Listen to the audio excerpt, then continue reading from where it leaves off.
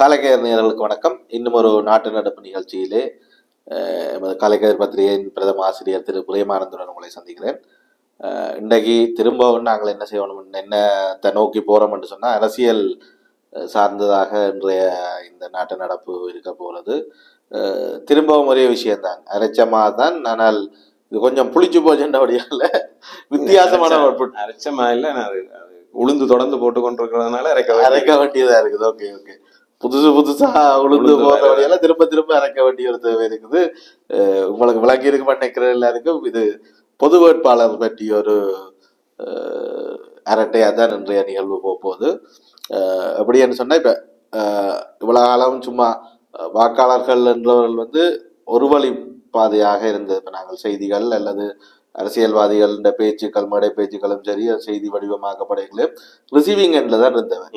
அதை தனிய வெறுமனே பார்த்து கொண்டும் கேட்டுக்கொண்டும் இருந்த கட்டம் தாண்டி இப்ப இந்த டூ வே கம்யூனிகேஷன் என்ற ஒரு லெவலுக்கு வருது. அப்படின்னு சொன்னால், இப்போ எங்களுடைய சமூக ஊடகங்களூடாக, இப்போ நாங்களும் இப்போ யூடியூப் காணொலிகளூடாக இதை நாங்கள் பப்ளிஷ் பண்ணிக்கல, ஃபீட்பேக்ஸ் வருது.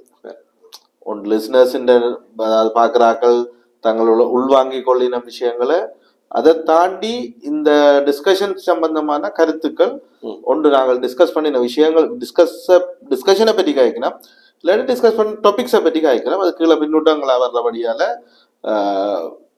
படியாலையும் நிறைய, அதாவது நீங்க சொன்ன மாதிரி உளுந்துகள் திரும்பவும், அதாவது மேலதிகமாக போட்டுக்கொண்டிருக்கபடியால் நாங்கள் தொடர்ச்சியா அரட்டை அடிச்சு கொண்டே இருக்க வேண்டிய ஒரு சூழ்நிலை இருக்குது. புது அப்டேட்ஸ் நடந்திருக்கு. நாங்கள் கடைசியா கதைச்சதுக்கும் இன்றைக்குமே அப்டேட் நடந்திருக்கு. யாழ்ப்பாணம் நாங்கள் அந்த வவுனியா கூட்டத்தை சமரிய வச்சு அதுக்கு பிறகு 4ஆம் தேதி வந்து ஒரு யாழ்ப்பாணத்துல ஒரு நினைக்கிறேன் ஒரு தெரிவு செய்யப்பட்டவர்கள் மட்டும் வந்து அங்க கிட்டத்தட்ட பொதுவான மக்கள் சந்திப்புன்ற மாதிரி ஒரு பிம்பத்தை காட்டினாங்க. இங்க அதுன்ற பிரதிநிதிகள், இங்க மக்கள் கூட்டத்திலேயே அந்த தெரிவு செய்து அந்த 11 பேர் அரசியல் கட்சிகளோட கலைக்கிறதுக்கு இது பற்றி பேசுறதுக்கான ஒரு குழுவை வந்து அங்கேயே தெரிவு செய்து, அந்த குழு பிறகு யாழ்ப்பாணத்துல ஒரு விருந்தினர் விடுதியில கூட்டி அது சம்பந்தமா நான் நினைக்கிறேன். டெலோ தலைவர் ஸ்ரீசபாரணத்தின் இந்த நினைவேந்தல் நிகழ்வுக்காக டெலோவினுடைய தலைவர்கள் எல்லாரும் யாழ்ப்பாணம் வர்ற அந்த சந்தர்ப்பத்தை பயன்படுத்தி கொண்டு இவ மற்றவர்கள் அநேகமா இங்க இருக்கிறார்கள், மாவை நாகராஜா, விக்னேஸ்வரன், இபிஆர்எல்எஃப், சித்தா, எல்லாரும் ஆட்கள் எல்லாரும் அநேகமா இங்க இதை தளமா கொண்டிருக்கிறவர்கள் என்றதுனால இவர்கள் அங்கிருந்து வர்ற அந்த டைமை பயன்படுத்தி கொண்டு அந்த கூட்டத்துக்கு போனவே நினைக்கிறேன். அந்த கூட்டம் ஏற்பாடு செய்யப்பட்டது என்னத்துக்குன்னா, அந்த வவுனியா கூட்டத்துல வந்து சொல்லப்பட்டிருந்த விஷயம், அதுக்கு முன்னம் ஒரு பின்னணியையும் பார்க்கணும். என்னன்னா, இந்த விஷயம் வந்து முதல்ல நாங்கள் போன முறையே சொன்ன மாதிரி மரவன் புலவு சச்சிதானந்தம் மாதிரியான சில தனிநபர்களால் இந்த கருத்தியல் முதல்ல முன்வைக்கப்படுது. பிறகு அதை தமிழ் சின்ன டிடிஎன் சின்ன டிடிஎன் ஜனநாயக தமிழ் தேசிய கூட்டணியினுடைய தலைவர் சுரேஷ் பிரேமச்சந்திரன் வந்து தலைவர் என்ன இணைத்தலைவர், அதனால இணைத்தலைவர் ஒருத்தர்ன்றதுனால அவர் வந்து இதை பகிரங்கமா ஊடகங்கள்ல முன்வைக்கிறார். இந்த மாதிரி ஒரு தெரிவுக்கு நாங்கள் போகணும்னு. அப்புறம் அதை ஒரு கொள்கை முடிவா எடுக்கணும் அப்படி என்று வளர்ந்து வந்த ஒரு சூழ்நிலையில பிறகு அது திடீரென்று விக்னேஸ்வரன் வந்து என்ன செய்யறார், அது சம்பந்தமா கலந்துரையாடுறதுக்கு கண்டு இந்த சிவில் அமைப்புகளை எல்லாத்தையும் கூட்டுறார். இந்த தனிநபர்கள், அதாவது வவுனியாவில் போனவர்கள்ல அரைவாசி பேரை இவர் கூப்பிடுறாரு. அது இதுக்கு முதல்ல அதாவது ஏப்ரல் 30ஆம் தேதி கூட்டத்துக்கு முன்னும் இவ்வளவு நடக்குது. பட் ஆனால் அந்த கூட்டத்துக்கு அவர் அரசியல் கட்சிகளுடைய தலைவர்களையும் கூப்பிட்டு இருந்தார். ஆனால் ஒரு அரசியல் கட்சிகளுடைய தலைவர்களும் போகலை. அப்படி போகலை என்ற ஒரு தேக்க நிலை வரும்போதுதான் அது வந்து அந்த நல்ல மாட்டுக்கு ஒரு சூடுண்டு. ஏற்கனவே இவர்கள் எல்லாத்த தலைவரும் அவர் மிளகாய்ச்சு அது இந்த அறுவடையை தான் தனி எடுத்து கொண்டு போனவர் என்ற கோபம் இருந்திருக்கும். அதெல்லாம் நம்ம போயிருக்க மாட்டோம். அது இருக்கலாம், உண்மையா இருக்கும். பட் சிபி என்ன ஆயிருமெண்டா இவ்வளவு சந்தேகங்களோடயா நீங்க ஒற்றுமையை பற்றி பேசுறீங்க வந்து எவ்வளோ எல்லாரும் சேர்ந்து நீங்க பொது வேட்பாளர் வைப்பீங்களான்ற கேள்விகள் எல்லாம் வந்து எல்லாம் விட்டுரும். ஆனா அப்படிதான் நடந்தது. ஸோ அவர் கூட்டினார். அதுக்கு அரசியல் கட்சிகள் போயில்ல, மாணவர் அமைப்புகளும் இந்த சில தனிநபர்கள் அரசியல் பத்தி எழுத்தாளர்களா இருக்கக்கூடியவர்களும் ஒரு சிலருமா போயிருந்தவ. அதுக்கு பிறகுதான் இந்த 30ஆம் தேதி கூட்டம் கூட்டப்பட்டது. அதுல இப்ப கொஞ்சம் கொஞ்சம் பேசு பொருளா இருக்கக்கூடிய இப்ப காணாமல் போனோர் சங்கம், மயிலத்தம்மாடு பிரச்சனையில போராடி கொண்டிருக்கிறவர்கள், வடுக்குநாரி மலையில போராடி கொண்டிருக்கிறவர்கள், இப்படியான அந்த கரண்ட்ல ஒரு பீக் அமைப்புகளும் மாணவர் அமைப்புகள் என்று சொல்லப்படுற யாழ்ப்பாண பல்கலைக்கழக மாணவர் ஒன்றியம், மற்றது என்ன கிழக்கு பல்கலைக்கழகத்துல தமிழ் மாணவர் ஒன்றியம் என்று இருக்கான்னு தெரியல. அப்படி பேரோட அந்த பேரோட பதிவு செய்யப்பட்ட அப்படி இருக்கான்னு எனக்கு தெரியல. அங்க ஒரு மாணவர் ஒன்றியம் இருக்குன்னு தானே, அந்த மாணவர் ஒன்றியம் அல்ல இது. வந்து கிழக்கு பல்கலைக்கழக தமிழ் மாணவர் ஒன்றியம் என்ற ஒரு அமைப்பு தான் போடுவோம். அவர்களும் வந்திருக்கணும். ஆனா இப்ப இந்த யாழ்ப்பாண பல்கலைக்கழகத்துக்குள்ளேயே தேசியம் பற்றி குரல் கொடுக்கக்கூடிய, தேசியம் சார்ந்து அறிக்கைகள் விடக்கூடிய பல அமைப்புகள் இருக்குது. அந்த மற்ற அமைப்புகளும் இந்த டிஸ்கஷன்ல அழைப்பு விடுக்கப்பட்டதா இல்லையான்றது தெரியல. பட் ஆனா ஒரு அவர்களுக்கான ஒரு வட்டத்துக்குள்ள அந்த கூட்டம் நடத்தப்பட்டு அதுல ஒரு முடிவெடுக்கணும், நாங்கள் பொது வேட்பாளரை நிறுத்துறது. அப்ப ஏன் நான் இந்த பின்னணியெல்லாம் சொல்லி கொண்டு வரேன்னா, ஒரு நிலைப்பாட்டுல ஒரு தனிநபர்களால் இது முன்வைக்கப்பட்டாலும் அதை தங்களுடைய கைகளில் எடுத்துக்கொள்றதுக்கு இந்த அரசியல் கட்சிகள் முயற்சி செய்யுது. சரிதானே? அந்த விஷயத்தை, அதாவது பொது வேட்பாளர் என்ற அரசியல் நகர்வை தங்களுடையதை ஆக்கி கொள்ளுவதற்கும் தாங்கள் அந்த அரசியல் நகர்வை முன்வைக்கிறதுக்குமாக ஒரு முயற்சியை அரசியல் கட்சிகள் முன்னெடுக்குது. பட் ஒரு கட்டத்துல அந்த அரசியல் கட்சிகளுக்கு இடையில அதை சொல்ற கட்சிகளுக்கு இடையிலேயே ஒரு ஒருங்கிணைவு இல்லாத போது இந்த சிவில் சமூகம் என்று சொல்லப்படுகிற அமைப்புகள், சில அமைப்புகளையும் பல அமைப்புகள் சொல்லுங்க, பல அமைப்புகளையும் தன்னவர்கள் பலரையும் சேர்ந்த ஒரு குழுவானது இப்ப என்ன ஆகுதுன்னா, வவுனியாவில இருந்து அது டேக் ஓவர் இந்த பொது வேட்பாளர் என்ற விஷயத்த அந்த ஒரு பொது அமைப்பு டேக் ஓவர் அது தன்னுடைய பொறுப்பா அதை எடுத்துக்கொள்ளும் போது அது என்ன சொல்லுது, நாங்கள் தனியா நாங்கள் செய்ய முடியாது, இத அரசியல் கட்சிகளையும் சேர்த்து கொண்டுதான் நாங்கள் இதுக்குள்ள போகணும், இந்த முன்னெடுப்பு அப்படிதான் போகும். அதுல ஒருத்தரா இருந்திருக்கக்கூடியவர் அரசியல் கட்டுரைகளை தொடர்ச்சியா எழுதி கொண்டு வர்ற நிலாந்தன், அரசியல் ஆய்வாளர் என்று அறியப்படுற நிலாந்தன். அப்ப அவர் தன்னுடைய கட்டுரை ஒன்றுல சொல்றாரு என்னன்னா, நாங்கள் இதுக்கு முதல்ல நடந்த தமிழ் மக்கள் பேரவை செய்த இதுகளா இருக்கட்டும், போராட்டங்களா இருக்கட்டும், மக்கள் எழுச்சியா இருக்கட்டும், அல்லது என்ன பொத்துவில்லோட கம்பத்துற வரைக்குமான பேரணியா இருக்கட்டும், இந்த மாதிரி என்னெல்லாம் இங்க ஒரு பெரும் எழுச்சியாக நடைபெற்றதோ அந்த எழுச்சிகரமான எழுக தமிழ் அல்லது பொத்துவில் போராட்டம், இதெல்லாம் பொங்கு தமிழ் எழுக தமிழ் அது எல்லாமே ரெண்டு தரப்பும் சேர்ந்துதான் அதை சாத்தியமாக்க முடிஞ்சிருக்கு. அதாவது சிவில் சமூகமும் அரசியல் கட்சிகளும் சேர்ந்துதான் அதை அந்த வெற்றிகரமான, ஆகவே அந்த ஃபோர்முலாவை நாங்கள் இங்க திரும்ப கொண்டு வர்றோம் என்ற மாதிரி அவர் சொல்றாரு. அவருடைய வாதம் அப்படிதான் இருக்கு. ஏன் அரசியல் கட்சியில உள்வாங்கின மட்டும் அதுக்காக சொல்லி சிலவளை இதாம இருக்கு. நாங்கள் இன்னொரு விளக்கம் கொடுத்திருந்த நாங்கள் தானே அந்த பாப்புலாரிட்டி இல்ல, இல்லாட்டி மக்கள்கிட்ட போறதுக்கு ஒர்க் ஃபோர்ஸ் இல்லைன்றபடியெல்லாம் அரசியல் கட்சியை ஜெயிக்கணும்னு சொல்லி நாங்கள் கடந்த இரட்டையில நாட்டு நடப்புல அதுக்கான வாய்ப்பு இருந்திருக்குமான்னு தெரியல. அவருடைய கட்டுரை ஞாயிற்றுக்கிழமை வெளியா இருந்தது நினைக்கிறேன். அதை பார்த்துட்டு அதுக்கு பதிலாக எழுதினாரா அல்லது அந்த கேள்வி எங்களுக்கு எழுப்பின மாதிரியே அவருக்கே மக்கள்கிட்ட இந்த மாதிரியான கேள்வி வரலாமான்னு சில விஷயம் இருந்திருக்கும்ன்றதுனால அவர் அதுக்கு பதில் அந்த மாதிரி எழுதியிருக்கிறார். நாங்கள் இந்த போராட்டங்கள் ஏற்கனவே அந்த வடிவத்துல செய்யப்பட்டிருக்குது. ஸோ அதுதான் ஓரளவுக்கு சக்சஸ்ஃபுல்லான வடிவம் இருக்குதுன்றதுனால திரும்பவும் நாங்கள் அதே மாடலுக்கு போறதுக்கு தான் பார்க்குறோம்ன்றதான் அவர் சொல்லியிருக்கிறார். ஸோ அப்போ அதன் அடிப்படையில தான் இவர்கள் இந்த யாழ்ப்பாணத்து கூட்டத்தை வந்து நடத்தினாங்க. அரசியல் கட்சிகளை கூப்பிட்டு இருந்தவையாக்கும் அதுல தமிழரசு கட்சியையும் கூப்பிட்டு இருந்தவ, மாவை சேனாதி ராஜா, மற்றது அந்த ஸ்ரீதரன் அணியில தமிழ் தேசியம் பேசக்கூடிய, தமிழ் தேசியம் தான் என்று அல்லது தமிழ் தேசியத்துக்காகத்தான் ஸ்ரீதரன் வெல்லோணும் என்ற மாதிரி நின்ற அணி ஆட்கள் இருக்கணும் தானே, அவர்களும் அவை சேனாதி ராஜாவுமாக இந்த கூட்டத்துல பங்கெடுத்திருக்கணும். சரிதானே? இப்ப என்ன ஏன் நான் அதை அப்படி குறிப்பிட்டு சொல்றேன்னா, தமிழரசு கட்சியில ஒரு அணியினர் அதுல பார்ட்டிசிபேட் பண்ணவ சரிதான் இந்த கூட்டத்துக்கு போயிருக்கணும். அப்ப அவை ஏற்கனவே இந்த இது சம்பந்தமா ஆதரவு தெரிவித்து கருத்து தெரிவிக்கிற ஆட்கள் தான், ஏற்கனவே பொது வேட்பாளர் தெரிவுன்றதை ஆதரித்து கருத்து தெரிவிக்கிற ஆட்களா தான் இருக்கணும். ஸோ அவர்களும் அதுல பங்கெடுத்து கொண்டவ. ஆனா மாவை சேனாதிராஜா அந்த இடத்துல வாக்குறுதி எதுவும் கொடுக்கல. அவர் போன முறையெல்லாம் இந்த பேரவை கூட்டங்கள்ல சிலதுல அல்லது இந்த 7 கட்சி கூட்டணி 10 கட்சி கூட்டணி அப்படின்னு வந்தது இருக்குதானே, அதுல எல்லாம் அவர் போய் அப்ப அவர் தலைவராக முறை இருந்தவர்ன்றதுனால இன்னொரு தெரிவு செய்யப்பட்ட தலைவராக இருக்கிறார்.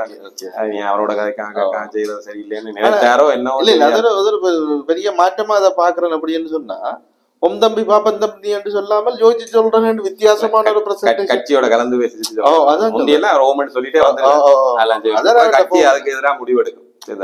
பிறகு அங்க அந்த பக்கம் தலை வைக்க மாட்டார். அந்த மாதிரி இந்த முறை அந்த மாதிரி அதுக்கு அதன் மீதான விமர்சனங்கள் கடுமையா இருந்ததுனாலே என்னவோ இந்த முறை அந்த மாதிரி சொல்லல. ஒரு 2 வீக்ஸ் டைம் கேட்டிருக்கிறேன். அந்த 2 வீக்ஸுக்குள்ள நாங்கள் கட்சியோட கதைச்சு கட்சியின் முடிவு என்னன்றதை பற்றி சொல்றோம். அப்ப அதுக்கு ஓமன்னு சொல்லியிருக்கணும். இவ வந்து சரி நீங்க கதைச்சிட்டு ஃபைனலி என்னன்னா தமிழரசு கட்சியினுடைய முடிவுக்காக காத்திருக்கணும் என்ற மாதிரியான ஒரு நிலப்பாடு தான். பட் ஆனா அதோட மட்டுமே தமிழரசு கட்சியினுடைய முடிவு வந்தால்தான் அடுத்த கட்டம் என்ற மாதிரியும் இல்லாம இப்ப இவர்கள் வந்து இந்த கூட்டத்துல இன்னொரு குழுவை அமைச்சிருக்கணும். 11 பேர் கொண்ட குழுவை அமைச்சிருக்கணும். ஏற்கனவே ஒரு 11 பேர் கொண்ட குழு அமைக்கப்பட்டது. அதுதான் இந்த சந்திப்புல கலந்து கொண்ட இல்ல, அது இந்த அரசியல் கட்சிகள் தேசியம் பேசுற அரசியல் கட்சிகளை கூப்பிட்டு சந்திக்கிறதுக்கான ஒரு குழு, அவையோட பேசுறது, அந்த தாங்கள் எடுத்த முடிவை இவைக்கு சொல்றதுக்கான ஒரு குழு. சரிதான். இப்ப அமைச்சிருக்கிற குழுன்றது என்னன்னா, இவர்கள் போய் எல்லாரோடையும் பேச போயிடும். அதாவது இப்ப தமிழ் தேசிய முன்னணி அல்லது வேறு யாராவது இருந்தா அவர்கள் பொறுப்படுத்திக் கொண்டார்களே.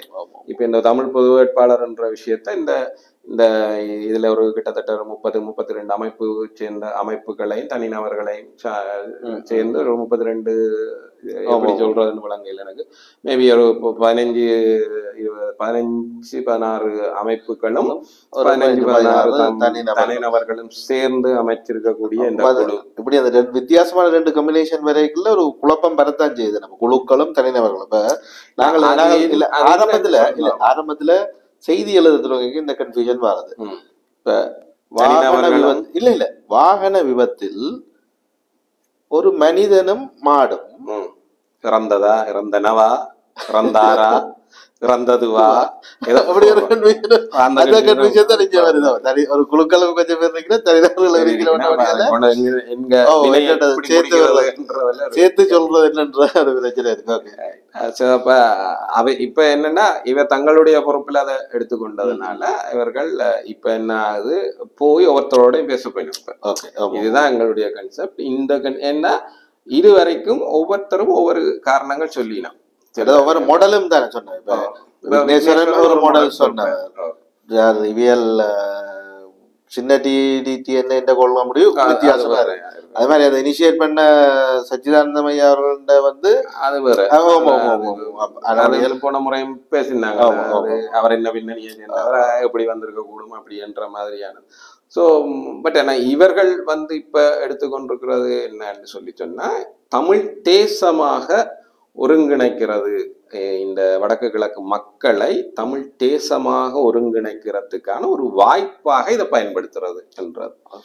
அப்போ ஒரு அரசியல் தெரிவு அல்ல என்றது அந்த கட்டத்தை மீறுது.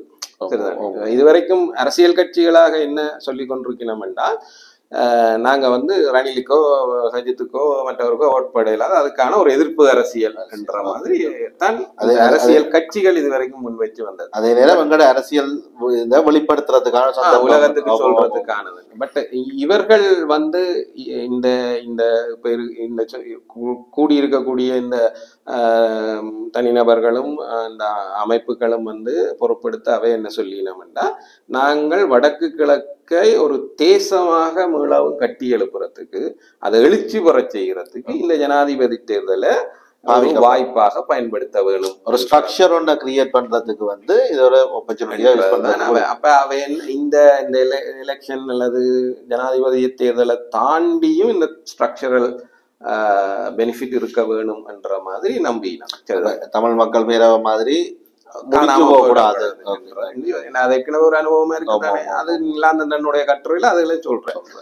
அது எல்லாமே என்னன்னா அந்தந்த கால பகுதியில தோற்றம் பெற்றுதான் அப்புறம் அது வளர முடியல, அது தொடர்ந்து நீடிச்சு போகல. அப்ப அதனுடைய பாடங்களை கற்றுக்கொண்டு நாங்கள் இந்த விஷயத்துல கட்டமைக்கணும்ன்ற. அப்ப அதனால அந்த அணுகுமுறையோட தான் இத அவர்கள் முன்னெடுக்க பார்க்கணும். இது எவ்வளவு தூரம் இந்த அரசியல் கட்சிகளுக்கு ஏற்புடையதா இருக்க போகுது என்றது வேற விஷயம். சரிதானே? ஏன்னா அது எப்படியா இருந்தாலும் அரசியல் கட்சிகள் இது மாதிரி இடங்கள்ல வாயை மூடிக்கொண்டு முதல்ல இருப்பினம். விக்னேஸ்வரனும் அப்படிதான் இருந்தவர். அவர் இணைத்தலைமையாக கொண்டு தமிழ் மக்கள் பேரவை ஆரம்பிக்கப்படும் போது அவர் அது எல்லாத்துக்கும் அது மாதிரிதான் இருந்தார். பட் ஆனா ஒரு கட்டத்துல தன பேரவையை விட்டுட்டு அவர் தனித்துவத்துக்கு ரெடி ஆயிட்டாரு. அது 20 ஆண்டு சொல்றதை கேட்க போறது இல்லை என்ற மாதிரியான ஒரு நிலப்பாட்டுல வந்தோன்னு இந்த அங்கேயும் அப்ப இருந்த சிவில் சமூகம் என்று சொல்லப்படுறவர்களாலையும் சில தனிநபர்களாலையும் வந்து இவரோட ஒத்து வர போறது இல்லை, தன்னோட தான் சொல்றதுக்கு ஆமா போட போறது இல்லை என்னும் போது அது மாதிரி இப்பவும் இவர்களுக்கு ஒரு தேவை இருக்குது. மக்களை ஒருங்கிணைக்க வேண்டிய தேவை இருக்கு. மக்களை ஒருங்கிணைக்கிறதுக்கு நாங்களும் உங்களுடைய சிவில் சமூகம் என்று சொல்லப்படுற இந்த குழுக்கள் வந்து உங்களுடைய பிரதிநிதிகள் என்ற மாதிரி அப்ப அவையாற்ற பிரதிநிதிகள் எனக்கு. ஆனா அந்த என்னன்னா அந்த ஒருங்கிணை வந்து நீங்க உங்கள்கிட்ட இருந்து வந்தவர்களும் நாங்களும் சேர்ந்து இந்த மாதிரி ஒரு முடிவெடுத்திருக்கிறோம் என்ற மாதிரி மக்கள் முன்னால கொண்டு போய் காட்டி அதன் மீது ஒரு பலனை அனுபவிக்கிறதுக்கு, அந்த பலனை அனுபவிச்சதுக்கு பிறகு இவர்கள் அதன் மீது தொடர்ச்சியாக அக்கறை காட்டி நிற்பினமான்ற கேள்வி இருக்கு. சரிதானே? என்ன பயன்படுத்துறதுக்கு தயாரா இருக்கலாம். பயன்படுத்தி முடிச்சதுக்கு பிறகு தங்களோட நோக்கம் நிறைவேற்றினதுக்கு பிறகு அவர்கள் இவர்களுக்கு கட்டுப்படுவார்கள் அல்லது இவர்கள் நினைக்கிற மாதிரியே நடந்து கொள்ளுவார்கள் என்று எதிர்பார்க்கறதுக்கு வாய்ப்புகள் இல்லை. அது பிராக்டிஸ். அரசியல்வாதிகளுக்கும் அரசியல் கட்சிகளும் நார்மல் பிராக்டிஸ். நீங்க சொன்ன விஷயம் அப்படின்னு சொன்னா மக்களும் மக்கள் பிரதிநிதிகளும் சேர்ந்து ஒரு கருத்தை முன்வைக்கிறது. மக்கள் பிரதிநிதிகள் மக்கள் பிரதிநிதிகள் என்றவை யாரு? மக்கள் தான். பட் அவர்கள் அப்படி இல்லையா, அவர்கள் தெரிவு செய்யப்பட்ட பிறகு அல்லது பதவிகளுக்கு வந்த பிறகு அவர்கள் மேலானவர்களாக மாறி போயிடுறாங்க. நகைமுறை கண்டிப்பா அதே மாதிரி தான். இப்ப நார்மலாவே அரசியல் கட்சிகள் எலெக்ஷன் வந்துட்டா அரசியல்வாதிகளும் அரசியல் கட்சிகளும் என்ன செய்யணும், நாங்களும் நீங்களும் உண்டு என்று சொல்லிவிடும். எலெக்ஷன் முடிஞ்சோன்னு என்ன செய்யணும், அதுதான் இங்கே அது நார்மல் பிராக்டிஸ். நார்மல் பிராக்டிஸ் தான். அது சரியா வியர்டு இல்லை, அது உண்மையா கொடுமை. வியர்டு சிம்பிளா கடந்து போயிடாது. இது ஒரு கொடுமை, ஒரு பிரச்சனையான விஷயம். ஆனாலும் அதுதான் இந்த நார்மல் பிராக்டிஸா இருக்குது. அதான் அப்ப அப்படிதான் அவர்கள் நடந்து கொள்வார்களா என்ற ஒரு விஷயம் இருக்கு. எவ்வளவு தூரம் இது சக்சஸ். பட் ஆனா இவர்கள் சொல்றது என்னன்னா தேசமாக கட்டி எழுப்பணும். எல்லாம் சிதஞ்சு போய் கிடக்குது. அது எல்லாத்தையும் ஒருங்கிணைச்சு ஒன்றிணைச்சு நாங்க திரும்ப ஒரு தேசமாக எழும்புறதுக்கு இதை ஒரு வாய்ப்பா பயன்படுத்தணும். கேட்க நல்லா தானே இருக்கு. கேட்க நல்லா தான் இருக்கு. நடைமுறைக்கு அந்த அளவுக்கு வரும்ன்றது. இந்த குழு என்ன செய்ய போகுதுன்னா தாங்கள் எடுத்துக்கொண்டிருக்கிற அந்த கருவை போய் எல்லாருக்கும் விளங்கப்படுத்தி நாங்க இப்படிதான் செய்ய போறோம், அப்படிதான் செய்ய போறோம். அதனால் நீங்கள் இந்த மாதிரியான ஒத்துழைப்புக்கு எங்களோட வரணும், நாங்கள் உங்கள்கிட்ட இருந்து இதை எதிர்பார்க்கிறோம் அப்படின்னு சொல்லுவினோம். ஸோ அப்ப அதனோட விளங்கி போற ஆட்கள் வருவினோம், நாங்காத ஆட்கள் விட்டுருவினோம். அவர்கள் இங்கேருந்து எல்லார்ட்டையும் பேசுறது என்ற மாதிரியான ஒரு எண்ணக்கு பாங்க வச்சிருக்கணும். இப்ப மனோ கணேசன் எல்லாம் அன்னைக்கு நிராகரிச்சுட்டு போயிட்டாரானே. பட் அப்படி இருந்தாலும் போய் அங்கேயும் பேசுவினோம், தொண்டமான்டையும் பேசுவினோம், தெற்கில் இருக்கக்கூடிய வேற தமிழ் ஆட்கள்கிட்டையும் பேசுவோம். கொள்ளை ரீதியான ஆதரவு பெற்ற அந்த மாதிரி தெற்கில் இருக்கிற சிவில் சமூகங்களை அப்படியான சமூகங்களை பேசுவினா, கிழக்கில் இருக்கக்கூடிய ஆட்கள்கிட்டையும் போய் பேசுவினோம்னு நம்புறேன். அந்த மாதிரியான ஒரு கட்டமைப்பு தான் இப்ப அவர்கள் ஏற்படுத்தி இருக்கிறது. ஸோ இந்த குழு வந்து அந்த வேலையை தான் செய்ய போகுது. பேசக்கூடிய, அதாவது தங்கள் தரப்புல என்ன செய்ய போறோம்ன்றத எல்லாருக்கும் போய் சொல்லி, அப்ப இப்பதான் அது ப்ராப்பரா ஆரம்பிக்குது. நாங்க இப்படி ஒரு முடிவு எடுத்திருக்கிறோம், அதை போய் எல்லாருக்கும் சொல்லி அவர்களுடைய ஆதரவை திரட்டி கொண்டு நாங்கள் அடுத்த கட்டத்துக்கு போறோம். அப்ப உண்மையாவே இப்ப இந்த முன்னெடுப்பு வந்து இப்ப ஆரம்பத்துல என்னத்துக்காக தொடங்கிச்சதோ அதை நோக்கியதாக இல்லாமல், இல்லாட்டி அதை பிரதான நோக்கமாக கொள்ளாமல் வித்தியாசமான ஒரு பாதையை நோக்கி போகுது. இது ஒரு ஆரோக்கியமான மாற்றம், இல்லாட்டி ஆரோக்கியமான முன்னெடுப்பு மாதிரி பார்க்கலாமா? நீங்கள் என்ன நினைக்கிறீங்க? இல்லை, இது ஆரம்பிச்ச நோக்கத்தில இருந்து டிவியேட் பண்ணல. ஆரம்பிச்ச நோக்கம் பொது வேட்பாளர் தான். பொது வேட்பாளரை நிறுத்துறதான். ஆனா அந்த பொது வேட்பாளரை ஏன் நிறுத்துறோம் என்ற விஷயம் இருக்குதல்ல. அதுல அரசியல் கட்சிகளுடைய நோக்கத்தை தாண்டுது. இப்ப அதுதான் அது ஒரு ஆரோக்கியமான சேஞ்சா பார்க்கலாமா? நாங்கள் அது பார்க்கலாம். அதான் நாங்கள் பொது வேட்பாளரை எதிர்க்கணும்ன்றதோ ஆதரிக்கணும்ன்றதோ இல்லை. உண்மையா நாங்கள் போன டிஸ்கஷன்ல சிலவளை பார்த்தாக்கள் எப்படி யோசனை பண்ண தெரியல. உண்மையா அதுன்ற நோக்கம் எங்கள்ட்ட அந்த பொது வேட்பாளர்ன்றதே இருக்கக்கூடாது இல்லாட்டி அப்படியே இல்லை. ஏன் அந்த பொது வேட்பாளர்ன்ற காவடியை தூக்கினம்ன்ற ஐயப்பாடுதான் எங்களுக்கு இருக்கிற விஷயங்களை பற்றிய கேள்வி. அதுக்கு முதல்ல நடந்திருக்க கூடியவர்களுக்கும் இவர்கள் இப்ப செய்யறதுக்குமான என்ன இதால என்ன கிடைக்க போகுது என்ற விஷயங்களையும் ஆராயிறாரு. அப்ப இங்க இவர்கள் முன்வைக்கிற வாதம் என்னன்னா, நாங்கள் ஒரு தமிழ் தேசமாக கட்டியெழுப்ப வேணும் என்ற தேவை இருக்குது என்று. அது உண்மையானதும் கூட. தமிழ் தேசமாக இது கட்டியெழுப்பப்பட வேணும். விடுதலை புலிகளினுடைய மறைவுக்கு பிறகு தமிழ் தேசிய கட்டுமானம் என்றது சிதைஞ்சு போச்சு. சரிதானே? அரசியல் கட்சிகள் ஒரு ஒருங்கிணைவா கடைசியா இருந்தது தமிழ் தேசிய கூட்டமைப்பு தான். அந்த தேசிய கட்டுமானத்தினுடைய கடைசி எச்சமா இருந்தது. பிறகு அதுவும் சிதைஞ்சு போச்சு. கூட்டமைப்பின் சிதைவுக்கு நாங்கள் தனியொரு கட்சி மட்டும் காரணம் இல்லை. எல்லா கட்சிகளுக்கும் அதுல பங்கு இருக்குது. ஒரு கட்சியை குற்றம் சாட்டினாலும் கூட ஒரு கட்சியில சிலரை குற்றம் சாட்டினாலும் கூட எல்லாருக்குமே அதுல பங்கு இருக்கு. எல்லாருக்குமே ஒரு சுயநலத்தோட எங்களுக்கு அடிப்படையான ஒரு நோக்கம் இல்ல. பிரதானமான இது எங்களுடைய பதவிகள், எங்களுடைய வாக்குகள் வேலை செய்யல. அதுல பெரிய கஷ்டமா இருக்கு. கட்சிக்குள்ளேயே குழப்பம் இருக்கே இல்ல. கட்சிகளுக்கு இடையில என்னென்ன ஒற்றுமை எதிர்பார்க்கலாம் என்ற பெரிய சந்தேகம். அது தனியாவே கதைக்கக்கூடிய ஒற்றுமை விஷயமும் கட்சிகள் அதுல எப்படி எல்லாம் பிளே பண்ணுதுன்றது. பட் ஆனா இங்க என்னன்னா, அந்த அளவுக்கு தேசிய கட்டுமானம் என்றது தொடர்ந்து சிதைவு அடைஞ்சு கொண்டு போற நேரத்துல அதை திரும்ப எழுப்பணும். இப்ப சும்மா சொன்னா, யாழ்ப்பாணத்துல ஒரு பிரச்சனைன்னா வடக்கு கிழக்குல இருந்து எல்லாரும் போராடணும்னு எதிர்பார்க்கிறோம். ஆக்சுவலா நாங்கள் எப்பவுமே இப்ப கடைசியா நடந்த அந்த ஃபெயிலியரான போராட்டத்துல கூட வடக்கு கிழக்கும் அதுக்கு ஆதரவு தெரிவிச்சு. ஆனா இப்ப மயிலத்தமடு பிரச்சனைன்னு பாருங்க, அதுக்கு எத்தனை வடக்குல எவ்வளவு பேர் போராட்டம் நடத்தினவன் போய் கலந்து கொண்ட அடையாளமாண்டா கூட இல்ல. சரி, இங்க இருந்து சில எம்பி மேர் போச்சு.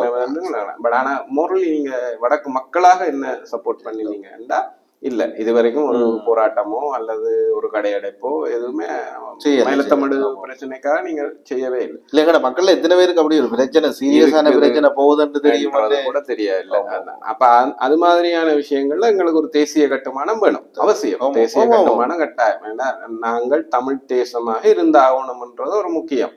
சரிதானே? சிங்கள தேசியத்துக்கு எதிராக எங்களுடைய இருப்பை, எங்களுடைய மரபு வழி தாயகத்தை பாதுகாக்கிறதுக்கும் அதை தக்க வைக்கிறதுக்கும் எங்களுக்கு ஒரு தேசிய கட்டுமானம் வேணும். ஆனா அந்த தேசிய கட்டுமானத்தின் அதுக்காகத்தான் நாங்கள் இப்ப இந்த பொது வேட்பாளரை நிறுத்த போறோம். இது ஜனாதிபதி தேர்தலை ஒரு வாய்ப்பா பயன்படுத்தி கொண்டு ஒரு பொது வேட்பாளரை நிறுத்த போறோம் என்றது இப்ப சார்ஜ் எடுத்து கொண்டிருக்கிற ஆட்கள் சொல்கிற விளக்கம். ஓகே, இதுலயும் ஒரு பிரச்சனை இருக்குது. என்னன்னா, வழக்கம் போல இந்த இவ்வளவு காலமா எங்களுடைய தமிழ் அரசியல் கட்சிகள் செய்து வந்த அரசியல மாதிரியான ஒரு குறைபாடு இங்கேயும் இருக்குது. வெறும் எதிர்ப்பு அரசியலுக்கூடாக தேசியத்தை கட்டமைக்க முடியுமா என்ற அரசியல் கட்சிகளும் இவ்வளவு நாளும் அதைத்தான் செய்து கொண்டு வந்தது. அதனாலதான் இப்ப என்ன செய்யறதுன்னு தெரியாம முடிச்சு கொண்டு இப்ப என்ன அரசியல் செய்யறதுன்னு அவைக்கு தெரியவே இல்லை. சரிதானே? அப்ப இப்ப இங்கேயும் என்னன்னா, ஜனாதிபதி தேர்தலை முன்வைத்து இந்த தேசிய கட்டுமானம் என்றது நீங்கள் எவ்வளவு தூரத்துக்கு அந்த கட்டுமானத்தினுடைய உறுதித்தன்மை, உறுதிப்பாடு இருக்க போகுது என்ற கேள்வி. ஏன்னா ஜனாதிபதி தேர்தலை தான் நீங்க எதிர்த்து வைக்கிறீங்க, அதுக்கு எதிராக நாங்கள் திரோடணும்ன்றீங்க.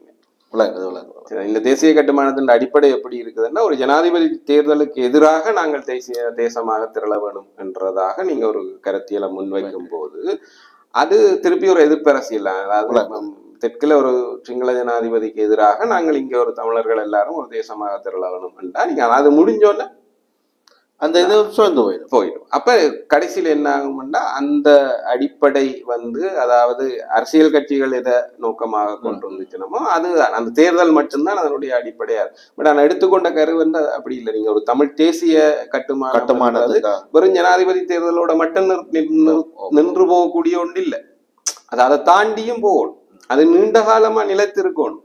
அது இந்த தேசிய கட்டுமானம் என்பது அதனுடைய நீட்சியாக வளர்ச்சியாக நாங்கள் இப்ப ஒரு ஒரு புலிகள் இருக்கும்போது ஒரு நிழல் அரசாங்கம் இருந்ததுன்னா இந்த தேசிய கட்டுமானம் என்றது கிட்டத்தட்ட நாங்கள் ஒரு நிழல் அரசாங்கத்தை நடத்த இல்லை என்றாலும் அதனுடைய ஸ்ட்ரக்சர்களை கொண்ட ஒரு நான் ஸ்டேட் கவர்மெண்ட் என்ற மாதிரியாவது இருக்கணும். இல்ல அதுல உண்மையா நான் என்ன இப்ப நீங்கள் சொல்ல வர்றது நான் எப்படி விளைய கொள்றேன்னு சொன்னா, எங்களுக்கு இப்ப இந்த இந்த டைம்ல நாங்கள் இந்த கட்டுமானத்தை கிரியேட் பண்ணோம்னா அது சுத்தி சுத்தி இந்த பொது வேட்பாளர் என்ற ஒரு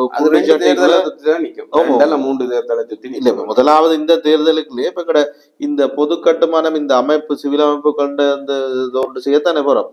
அது இதை பேஸ் பண்ணினதான் அப்படியே கட்டுமானம் டெவலப் ஆகும். இது இந்த நிறுவனமோ இல்ல அமைப்பின் அதை தாண்டி நாங்கள் வெளியில போக மாட்டோம். இது பொருத்தமான டைமா இருக்குன்னு நினைக்கிறீங்களா? தேசிய கட்டுமானத்துக்கான ஒரு இதை வச்சுக்கொண்டு தேசிய கட்டுமானத்துக்கான ஆரம்ப புள்ளியாக அது இது பொருத்தமா அது பொருத்தமா இல்ல எப்பவோ ஆரம்பிச்சுதான் ஆகணும். இல்ல எப்பவோ ஆரம்பிச்சிருக்க வேண்டிய அது முன்னமே ஆரம்பிச்சிருக்கோம். இப்பதான் ஆரம்பிக்கணும் வேண்டாம். அதை ஆரம்பிக்கிற புள்ளி இப்ப ஆரம்பிக்கலாமா என்ற கேள்வியும் தேவையில்லை. அது சரிதானே. இப்பவாவது ஆரம்பிச்சுனமே அதை வரவேற்கலாம். ஆனா அதை நீங்கள் ஜனாதிபதி தேர்தலுக்கு எதிரான தேசிய கட்டுமானமாக நிலைநிறுத்துறது தான் இங்க அந்த ஒரு எதிர்ப்பு அரசியல் தேசிய கட்டுமானமாக நிலைநிறுத்துறது தான் இங்க அதனுடைய நீடித்த தன்மை பற்றிய சந்தேகங்களை உருவாக்குது. எங்களுக்கு தேசிய கட்டுமானம் ஒன்று வேணும். அந்த தேசிய கட்டுமானத்தை நாங்கள் சொந்தமாக எங்களுடைய நிலைத்திருக்கக்கூடிய ஸ்ட்ரக்சரல் ஆர்கனைசேஷனாக அதை கொண்டு வர வேண்டும். அதுன்ற ஒரு செயற்பாடா இந்த பொது வேட்பாளராக இருக்கலாம். ஆனா இப்ப இருக்கிற சிச்சுவேஷன்ல இப்ப என்ன நடக்கும்னா அந்த பொது வேட்பாளருக்கானதான் அதைத்தான் பீக்காக ஜனாதிபதி தேர்தலுக்காக வச்சுக்கொண்டுதான். இப்ப நீங்க அங்கே ஒரு எதிரியை நிறுத்தி வச்சுக்கொண்டு அந்த எதிரியோட அடிபடணும்னு நீங்கள் ஆட்களை உருக்கொள்ள வச்சா அந்த சண்டை முடிஞ்சதுக்கு பிறகு உணர்வு வடிஞ்சிடும். அதுக்கு பிறகு நீங்க திருப்பி தேசிய கட்டுமானத்தை உருவாக்குறது என்றதோ அல்லது தேசிய கட்டுமானத்தை திரும்ப வளர்த்தெடுக்கிறது அதை ஒருங்கிணைக்கிறது என்றதோ பெரும் சிக்கலா இருக்கும். அப்ப இங்க அவர்கள் மிஞ்சி போனா ஒரு ஜனாதிபதி தேர்தல், அதுக்கு பிறகு ஒரு பொது தேர்தல், அதுக்கு பிறகு இன்னொரு மாகாண சபை தேர்தல், அந்த மாதிரி ஒரு மூண்டை வச்சு கொண்டுதான் இந்த தேசிய கட்டுமானம் என்ற தேச கட்டுமானம் என்ற விஷயத்தை நடத்த முடியுமாக அவர்கள் அந்த வழிமுறையை தேர்வு செய்வார்களாக இருந்தால் அது ஒரு நீடித்த நிலையான தேச கட்டுமானத்தை உருவாக்குமான்ற கேள்வி இருக்கு. ஸோ அப்ப இந்த நாங்கள் வைக்கிறது என்னன்னா நீங்க பொது வேட்பாளரை முன்வைக்கிறது என்றதோ அல்லது தேச கட்டுமானத்தை உருவாக்குறதுன்றதோ இல்லை. அது எல்லாமே ஈவன் பொது வேட்பாளர் கூட நீங்கள் இந்த தேசத்தினுடைய சரியான பிரதிநிதியாக ஒருத்தரை கொண்டு வர வேணும். சிலர் விக்னேஸ்வரன் ஆண்டினம், சிலர் என்ன பேர் மாவை சேனாதிராஜா ஆண்டினம், சிலர் வேலன் சுவாமி அந்த மாதிரி விக்னேஸ்வரனே வேலன் சுவாமி பொருத்தமானவர் என்றார். இப்படி எல்லாம் பலர் வைக்கிறீங்க. ஆனா இவர்கள் எல்லாருமே ஏற்கனவே பிரச்சனைக்குரிய ஆட்களாக இருந்திருக்கிறார்கள், சிக்கலானவர்களா இருந்திருக்கிறார்கள் என்றதெல்லாம் அப்படி இருக்கும்போது நீங்கள் இந்த எலெக்ஷன்ஸை முன்னிறுத்தித்தான் நாங்கள் ஒரு தேச கட்டுமானத்தை செய்ய போறோம் என்றால் அதனுடைய நிலைத்தன்மை எவ்வளவு என்றதுதான் இந்த சஸ்டைனபிலிட்டியை என்ன செய்யலாம்னு சொன்ன ஒரு அட்லீஸ்ட் ஒரு 2 கிழமை ஒரு 4 கிழமைக்கு இந்த பொது வேட்பாளர்ன்றதை விட்டுட்டு இந்த ஆர்கனைசேஷனை ஸ்ட்ரக்சர் பண்றது வேலையில உடனடியா இறங்கணும். மேபி இது ஒரு நல்ல சந்தர்ப்பமாக கூட இருக்கலாம். மாவசேனா கிட்ட 2 கிழமை காலங்கள் அந்த டைமுக்கு இல்லையா அட்லீஸ்ட் இவையில் என்ன செய்யலாம்டா இந்த பொது வேட்பாளர் கான்செப்டை மறந்துட்டு நாங்கள் இந்த தேச கட்டுமானம் தொடர்பான ஒரு நிறுவனமயப்படுத்தலுக்குள்ள இப்ப இந்த இவர்கள் எல்லாரும் ஒரு நிறுவனமயப்படுத்தலுக்குள்ள அதுக்கான நோக்கங்களோட வேலை செய்யணும். பொது வேட்பாளர்ன்றதை மறந்துடும். அது அந்த அந்த அந்த நிறுவனமயமாகி அது ஒரு ஆர்கனைசேஷன் ஸ்ட்ரக்சரா வந்தா பிறகு அது ஒரு முதலாவது போராட்டமாக கூட இல்லாட்டி முதலாவது செயற்பாடாக கூட இந்த பொது வேட்பாளர் தெரிவு இருக்கலாம். இருக்கலாம். அப்ப ஆனா அதை செய்யணுமான்னு சொன்னா இல்ல, சைக்காலஜிக்கலி அவையில் ஒருத்தரும் அதை நோக்கிதான் எல்லாரும் தயார்படுத்தி வந்தவ. இப்ப தயார்படுத்தி வந்து விமர்சனங்கள் வருது, வெவ்வேறு கேள்விகள் எழுது, நீங்கள் என்றதுக்கு பிறகு அப்ப அந்த வியாக்கியானங்கள் எல்லாத்தையும் திருப்திப்படுத்தக்கூடிய வகையில என்ன சொல்லலாம் என்றுதான் இப்ப இந்த திசைகளை நோக்கி அது நகர பாக்குது. இல்ல ஒரு வகையில நாங்கள் இந்த ஸ்டோன் சூப் மாதிரி இது டெவலப் ஆகி கொண்டு போறது நல்லதா தான் இந்த ஸ்டோன் சூப் கதை உங்களுக்கு அது ஒரு சமூகத்தில இருந்து எழுதுற ஒரு ரியாக்ஷனுக்கு அவர்கள் பண்ணப்படுது, மெருகூட்டப்படுது, அடுத்தடுத்து சரியான பாதையை. ஆனா இங்க கேள்வியே அதுதான் என்னன்னா, இப்ப நீங்கள் சரியா இந்த பொது அமைப்புகள் தங்கள் மீது சரியான நம்பிக்கை வைத்து தாங்களாக ஒரு முன்முயற்சி எடுத்து அந்த மாதிரி ஒரு கட்டுமானத்தை உருவாக்குறதுக்கு முடியலை என்றால் அரசியல் கட்சிகள் அவர்களை பயன்படுத்திட்டு போயிட்டோம். சரிதானே? அவர்களுக்கு தேவையான போது அவர்கள் இவர்களை லிசன் பண்ணிவினோம். சரிதானே? இத கடந்த காலங்கள்லயும் நடந்திருக்கு. சம்பந்தர் தனியொரு தமிழ் தேசிய கூட்டமைப்பினுடைய தலைவராக இருந்த போது இந்த மாதிரியான சிவில் அமைப்புகளுடைய செயற்பாடு அவர் லிசன் பண்ணி இருக்கிறத தவிர அதை கேட்டதில்லை. அவர் ஒரு தடவை எல்லாம் அந்த மன்னார்ல இவர் நடத்தின கூட்டத்துல, ஆக்சுவலி நான் அந்த கூட்டத்துல அப்ப வெளியிலையும் இருந்தேன். அவர் கடைசியா கன்க்ளூஷன் முடிச்சு எல்லாம், ஃபாதர் நீங்கள் சொல்றதெல்லாம் சரிதான், நீங்கள் சொல்றது ஒன்றை நாங்கள் மறக்கவில்லை, ஆனாலும் இறுதியில நாங்கள் எடுக்கிறது தான் முடிவு பண்ணிட்டு போயிட்டாரு. நான் கூட அந்த வாய்ஸ்ல சம்பந்த டோன் வருது, நல்ல ஒரு எதிர்காலம் இருக்கு அவர் அப்படிதான் இருந்தார். இறுதியில நாங்கள் எடுக்கிறது தான் முடிவு ஃபாதர் பண்ணிட்டு அவர் போயிட்டாரு.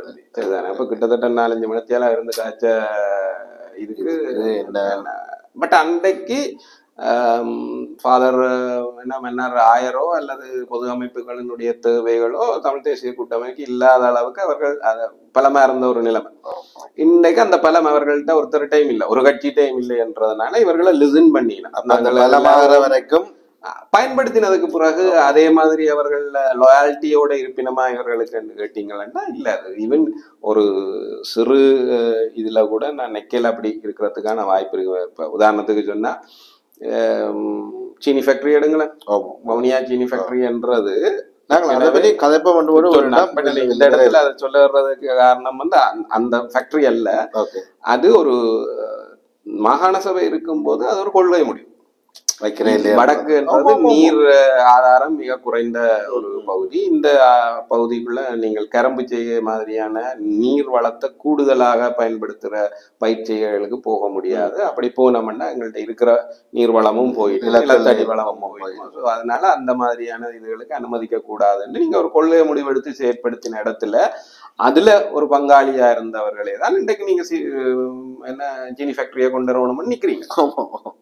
இப்ப இந்த மாதிரி விஷயங்கள்ல என்ன நடக்கும்னா, நீங்கள் இந்த கட்சிகள் உங்களுக்கு எலெக்ஷன் வரைக்கும் ஓமம் எல்லாம் நாங்கள் செய்யறோம் என்று போட்டுட்டு பிறகு எலெக்ஷனுக்கு முடிஞ்ச உடனே தங்கடவாட்டா இந்த மாதிரியான வேலைகள்ல காட்டி கொண்டு போயிடுவோம்.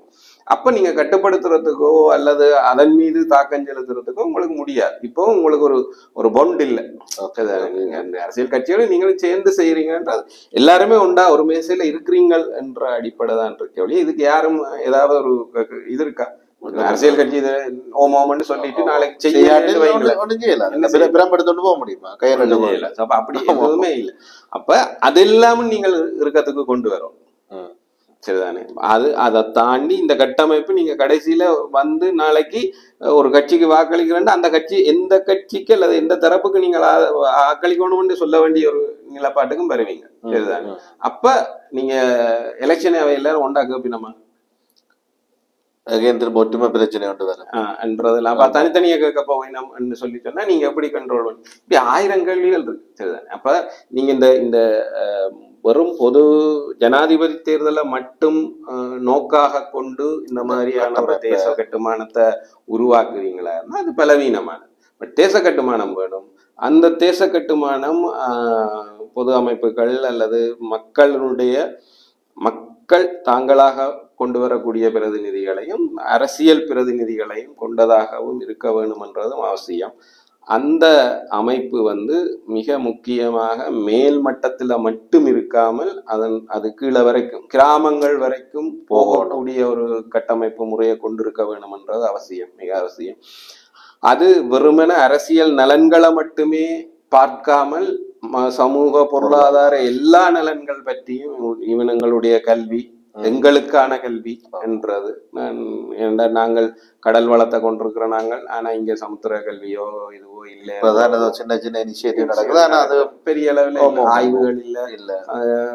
அது சார்ந்த கல்வியியல் முறை எங்கட யாழ்ப்பாண பல்கலைக்கழகத்துல ஒரு துறை இருக்குது. ஆனா அதுல இருந்து என்ன ரிசர்ச் பேப்பர்ஸ் வந்திருக்கு, என்ன அவுட்கம் வந்திருக்குன்னா அவை ஒரு டிகிரி கொடுக்குற ஒரு நிறுவனமா இருக்கு. சமூகத்துக்கான பயன்பாடு என்ற இல்ல எல்லாம் கேள்வி இருக்கு. அப்ப அது சார்ந்து சிந்திக்கணும். ஏன்னா அந்த ஸ்ட்ரக்சரை உருவாக்குறது, இந்த பல்கலைக்கழகத்துல இப்ப இருக்கிற ஸ்ட்ரக்சரை உருவாக்குறது கொழும்பு தான். அப்ப அது கொழும்பு தன்னுடைய தேவைக்கு அல்லது தனக்கு இருக்கிற கட்டுமானங்களுக்கு ஏற்பதான் அதை கொண்டு வரும். ஆனா இங்க எங்களுடைய தேவை என்ன, நாங்கள் என்ன செய்ய வேணும், நாங்கள் கடல் அபிவிருத்தி என்ன செய்யணும், மேல இப்ப என்ன கடல் அட்டை பிடிக்கிற கடல் அட்டை வழக்கினம் இது இந்த கரையோர பகுதிகளுக்கு இதால பாதிப்பு நீண்ட காலம் என்ன நடக்குது சொல்லப்படுது.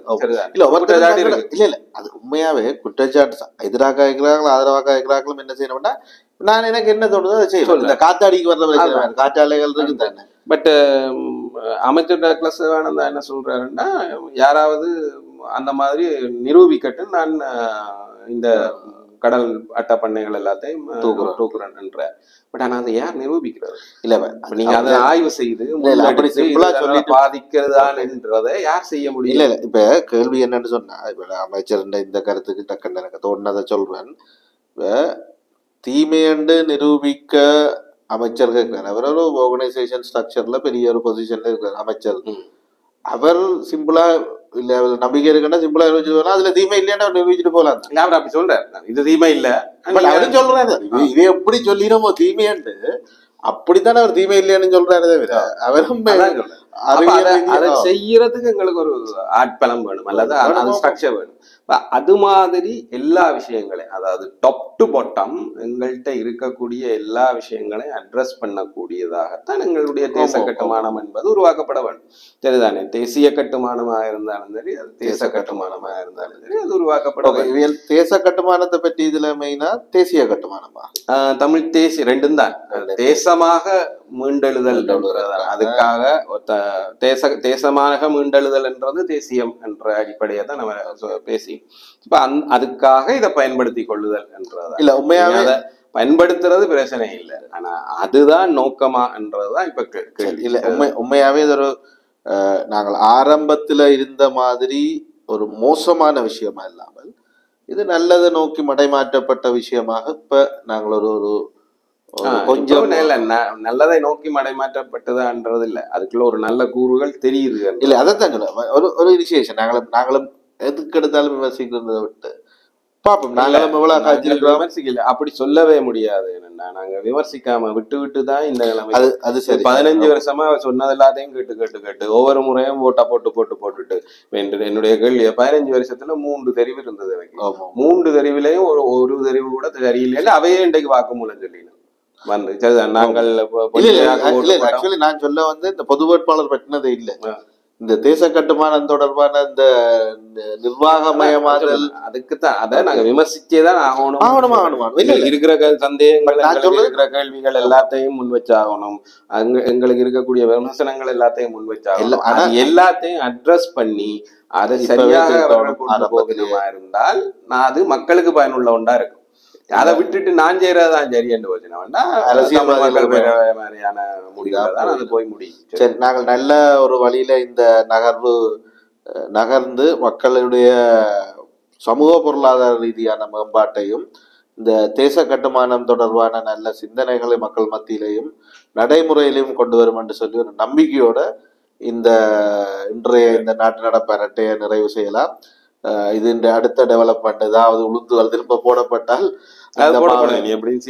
தொடர்ந்து போட்டுக்கொண்டு ஒரு 2 கிழமை வரைக்கும் வெயிட் பண்ணி விடமாண்டு தெரியல. சந்திப்புகள் அது நடந்து தகவல்கள் அல்லது வித்தியாசமான விஷயங்கள் புதுமையான சில சம்பவங்கள் ஏதாவது நடந்தால் கண்டிப்பாக இதே டாபிக்கோட அதே ஆட்டுகளில புது உளுந்தோட சந்திப்பு வருவதை விடைபெறுவோம். நன்றி, வணக்கம். நன்றி.